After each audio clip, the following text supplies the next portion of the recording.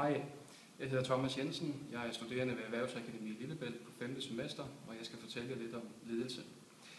Ledelse er en dynamisk påvirkningsproces. I det ledelse sker ved påvirkning af mennesker, nemlig medarbejderne. Og det sker over længere tid og hen over flere projekter. Et vellykket projekt kræver ledelse. En konstruktørs største kompetence er ledelse og procesledelse. På konstruktøruddannelsen på Erhvervsakademiet Lillebælt lægges der rigtig stor vægt på konstruktørens rolle som leder, og det er at styre en byggeproces. På den måde kan vi være med til at reducere de 12,7 milliarder, det koster om året at rette op på fejl og mangler i byggeriet. En konstruktør kan kommunikere på alle niveauer og på tværs af alle faggrupper. Byggebranchen har gennem årene udviklet nogle udmærkede værktøjer til planlægning af opgaver, altså produktiviteten.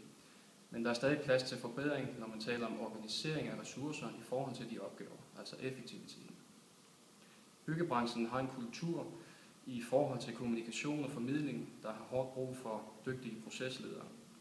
En bygningskonstruktør har det fulde overblik over en byggeproces fra idéoplæg og til drift og vedligehold. For at opnå inklusion og motivation hos en byggesags aktører, er det vigtigt med en demokratisk baseret ledelse, hvor man fra start af klarlægger opgavens fælles mål, fordi på den måde er det mere sandsynligt, at alle aktører arbejder imod det samme mål. Et byggeri er en kompliceret proces. Der er mange aktører, og det kræver en dygtig leder. En dygtig leder er en person, der forstår at sætte disse aktørers evner i spil og se deres forskellige kompetencer på det rigtige tidspunkt.